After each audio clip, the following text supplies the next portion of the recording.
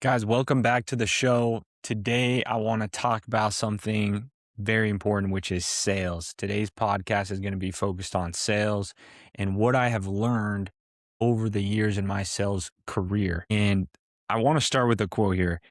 I believe the worst thing that ever happened to sales was the word closer, because the best reps I have ever seen, they never closed anybody.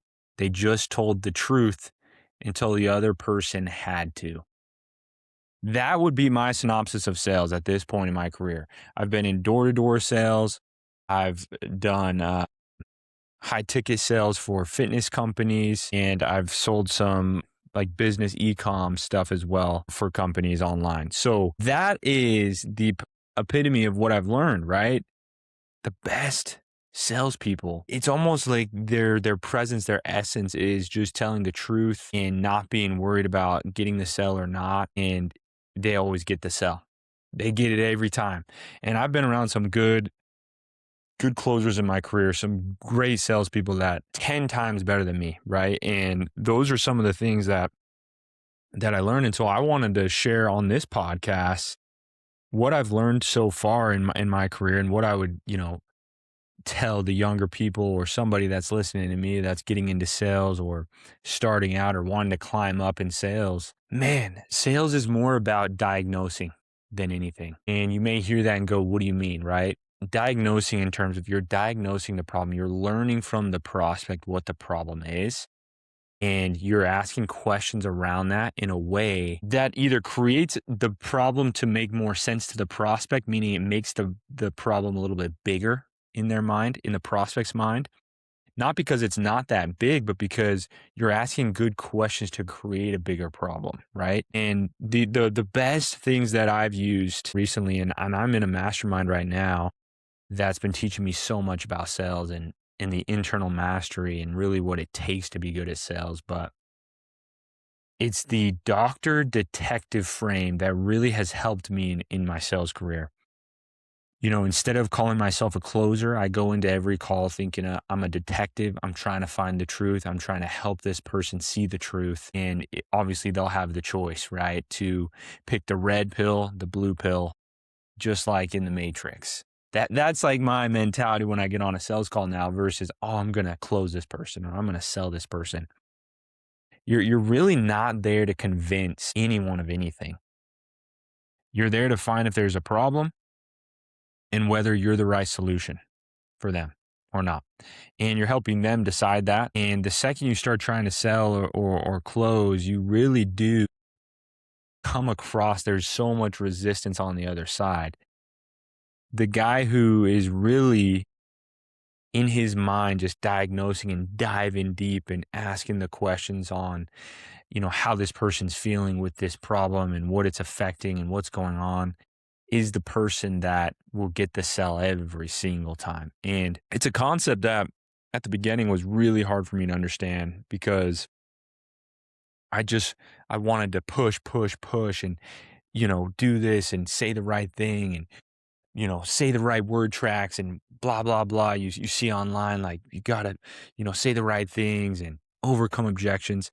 And it wasn't until I took a step back and let go of the outcome and let go of being that person and just showed up in alignment. And, if you believe in God, which I do, right? It's following the spirit on a sales call. You're following God's leadership. And that is how you become good at sales. That is what catapults people from being okay at sales to tapping into a higher power, tapping into God, the spirit of God. And you're holding people to the truth, right? You're holding people to the fire. I'm not saying that, you get on a sales call and there's no tough conversation and you're not holding up the mirror to them. And when I say hold up the mirror, you're holding up the mirror to their problem, their situation, the issues that they're dealing with, and you're making them see it. It's like the fat guy who doesn't want to look in the mirror. If they get on a sales call with me, they're looking in the mirror. I'm making them look in the mirror. If you're getting on a sales call with me and you're trying to make more money, I'm going to make you look in the mirror of where you're at. So I'm not saying that a sales call is just, there's no hard conversations. There's no tough, things that happen on the sales call. You have to have those conversations. But I'm talking about the other side, the spiritual side of this, that I never really tapped into until recently because of a mentor that I have has really opened me up to see it a different way in terms of sales. Now, the other point that I wanted to make is along my career, the best thing that I was told was never too high, never too low. And you may hear that and go, yeah, that's, sounds great. Never too high, never too low. That is so hard, so much harder said than done. But the best salespeople, they are literally just like this: never too high, never too low. They've made the most money they've ever made. They're just even kill. They have the worst week of their life. They're just even kill. They're just still putting in the reps. They're doing the work. They don't have those emotional regulation fluctuations as much. Now everybody will have obviously some, but it's the sales reps that are able to just keep on going regardless of what happened, good or bad. I mean, I've been on that roller coaster where my whole day is ruined by not having a sell or having a bad day with sales. Then it turns into a bad week, and man, it can affect everything. Your family life, you get home from work and you're just mad. Like that is not, a good salesperson.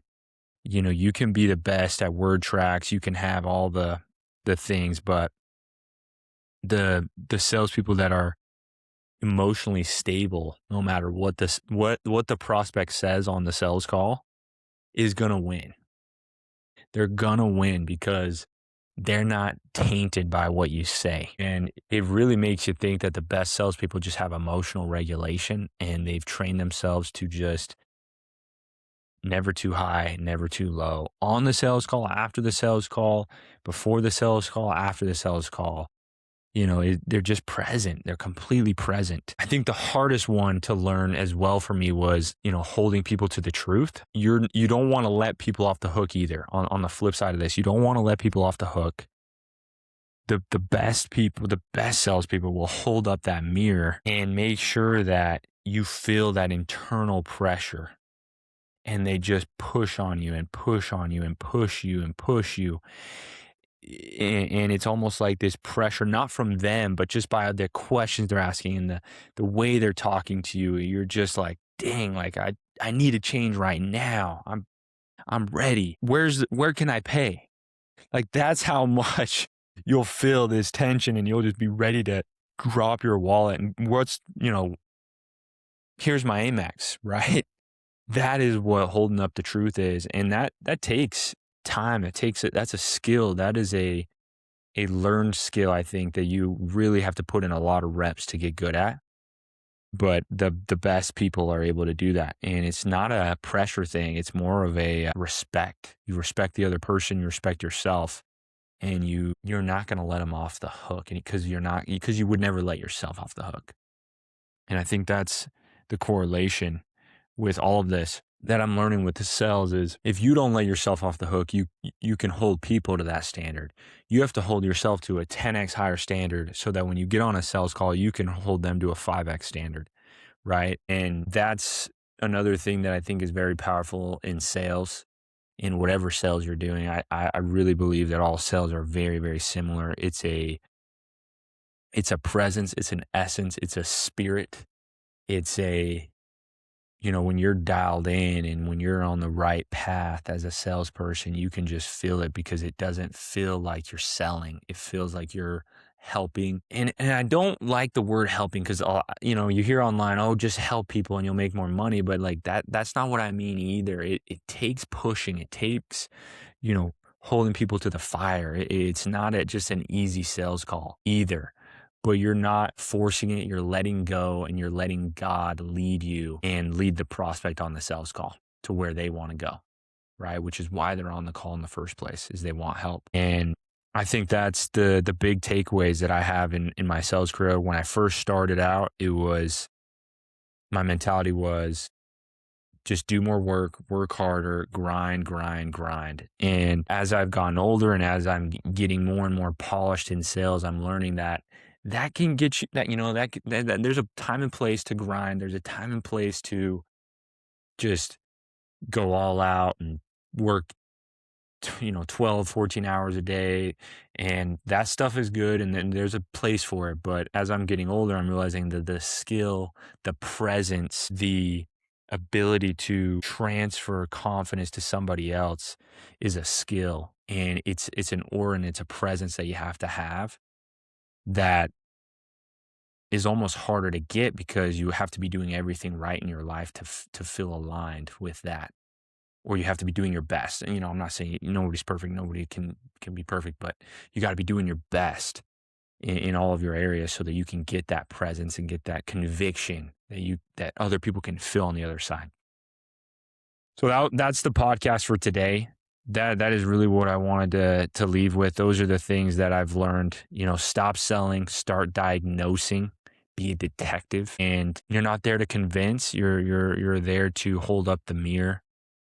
Never too high, never too low. That's what I've got for today. I hope you guys liked it. Hope you could take some takeaways. As I continue to learn, I'll continue to do these podcasts. Until next time.